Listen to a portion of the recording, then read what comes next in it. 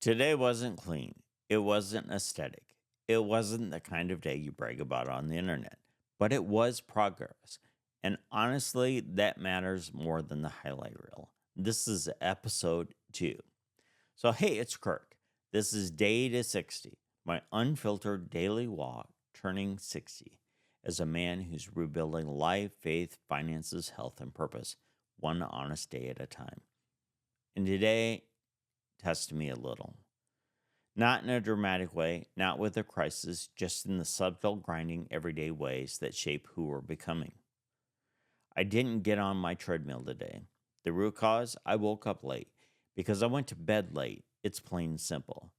And here's what I'm learning: the entire day can bend based on the first hour, and the first hour depends on the night before. That's something I can control, and tomorrow I intend to.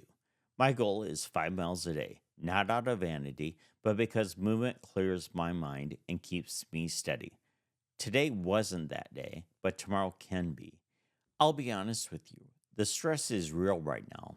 Building businesses, building YouTube, building systems, and trying to get the auction model running cleanly while my cash flow isn't what it needs to be.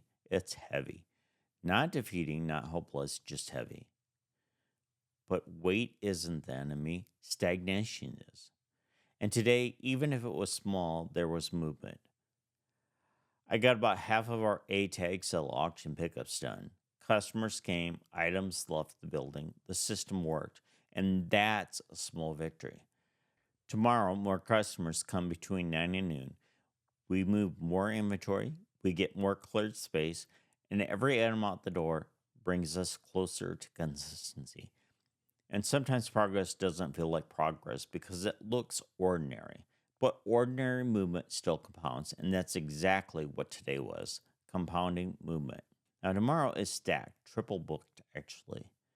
Pickups, commitments, responsibilities, and Winston, my little Pomeranian, he gets groomed at 10. And because the holiday shifted schedules around my Bible study, it got moved to a time slot that collided with everything else. I had to cancel. I didn't want to, but being an adult is often choosing the necessary over the ideal. The important part: I'm not letting a crowded calendar convince me that I'm failing. It just means I'm building. I spent part of today walking with a good friend who's going through a divorce. And then I had a few guys message me asking for direction in their own difficult situations. And it struck me, even when we're stressed, even when we feel behind, life still puts people in our path who need something from us. That's a strange kind of grace that God trusts us even when we don't feel particularly strong. But it reminds me that growth isn't just about what I'm building, it's about whom I'm becoming while I build it. I also spend a chunk of the day planning out the next 460 plus days of my life.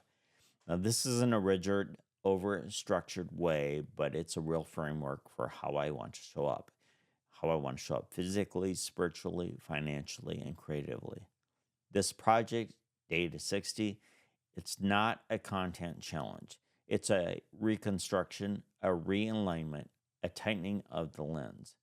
And the more I map it out, the more it makes sense why life feels heavy right now. I'm changing direction, and pivot always feels like friction before they feel like clarity. So here's the truth: I do trust God fully, and I've seen Him pull me out of much darker seasons than this one.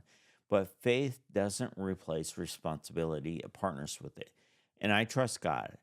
But I also know I have to do my part with discipline, with consistency, with humility, with better choices in the small, unglamorous moments. Faith is not the absence of action. Faith is action carried by trust.